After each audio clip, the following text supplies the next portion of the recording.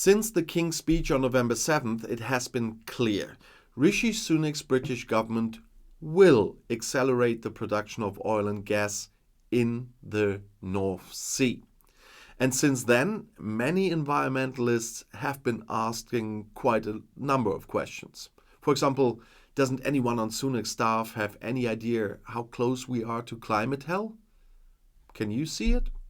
Well, the point at which our ecosystem tips into a new equilibrium that is hostile to most life forms, they ask? Well, the sudden acceleration of the environmental crises we have experienced this year, coupled with the inaction of some powerful governments, is possibly pushing us towards the point of no return.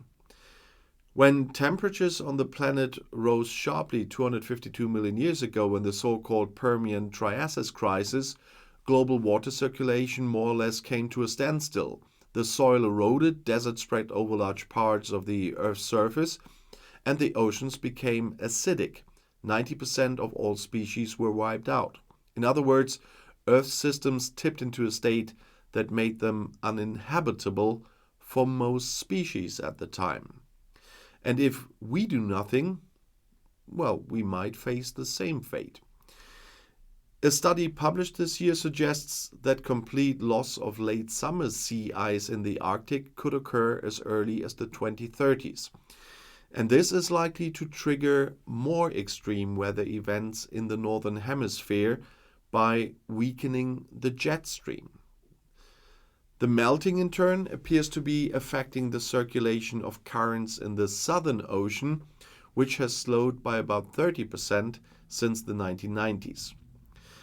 The huge carbon sinks in tropical wetlands and permafrost peatlands in the Arctic also appear to be approaching a tipping point.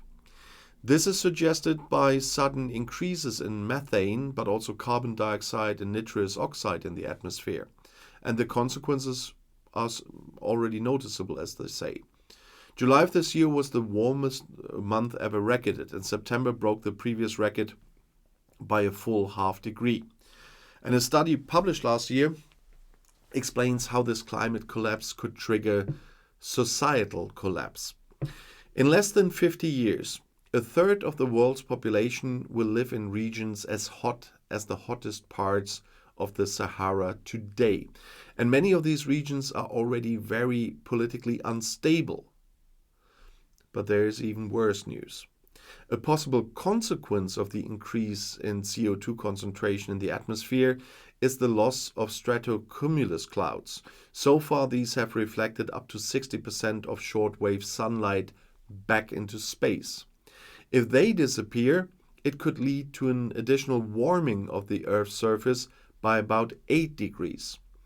And a recently published study shows that the population of 48% of the world's species is declining indeed.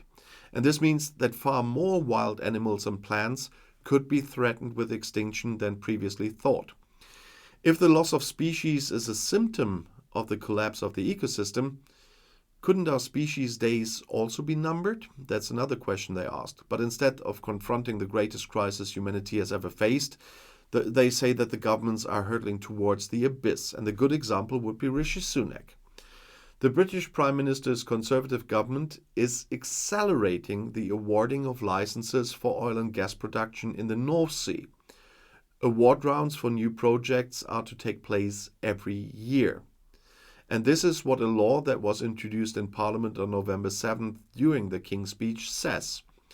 The responsible authority, the North Sea Transition Authority, the NSTA, had already issued 27 licenses in October. Has no one on Sunak's staff read the new study in the Nature Climate Change? And according to this, the remaining carbon budget, that's the amount of CO2 that humans can emit to maintain a 50% chance of limiting global warming to 1.5 degrees, will be exhausted in 6 years, according to that study. Only if fossil fuels are left in the ground will this temperature threshold be prevented from being exceeded. And they say that every hour now is a if only we moment that offers a chance to avoid the collapse of our Earth system. And no matter how dark our times may be, future generations will look back on them as a golden age. A golden age of wildlife, mild weather, stability, prosperity, opportunity for action.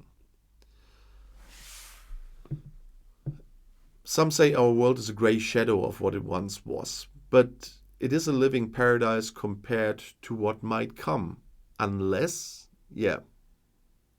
they do something.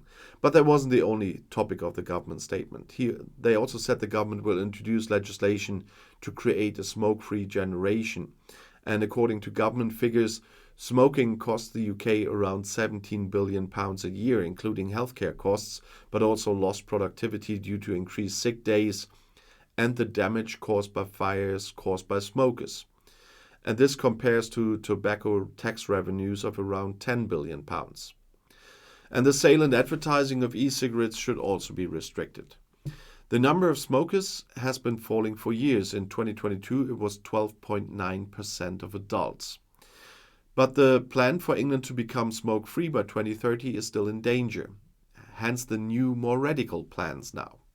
According to estimates, the proportion of smokers among 14 to 30 years old could be close to zero by 2040. And New Zealand should be the model for the new sales rules. Since the turn of the year, it has enshrined in law that anyone born since January 1st, 2009 can never buy tobacco in their lives. And this includes raising the minimum age for buying cigarettes by 1 year every year from 2027. The Conservative Prime Minister also wants to use a law and order course to make up for the poll deficit with the opposition Labour Party before the next election, which will probably take place in 2024.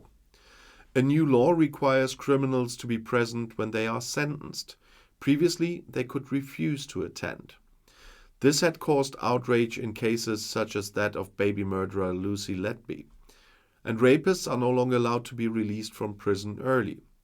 Serious criminals should lose parental rights and the right to marry behind bars. And for less serious crimes, criminals should now take on work for the community instead of being imprisoned. This is intended to relieve the overcrowded prisons. And otherwise, well, there were no surprises in the 1,223-word speech. That was the longest at a parliamentary opening since 2005, by the way. It was about tenant and consumer rights, a ban on the export of cattle for slaughter, a legal framework for self-driving cars, and supervision of English professional football. Sunak presented the fewest laws by a prime minister in years, most of which, even in their current form, will not be able to unite a majority in parliament. So, lots of words, minimal actions, was the comment by Sky News reporter Tom Larkin on this. The journalist Pippa Crerar from The Guardian emphasized that what was particularly exciting was what had not been announced. For example, regulation of artificial intelligence or the reform of A-levels, the British equivalent of our Abitur, for example. And observers agreed that Sunak did not achieve the big success he had hoped for. It was probably the last state opening of Parliament for him. But that was just an addition to the climate topic that I wanted to single out. I made a video on the King's Speech already, but I wanted to single out this one because there's a lot of criticism for this.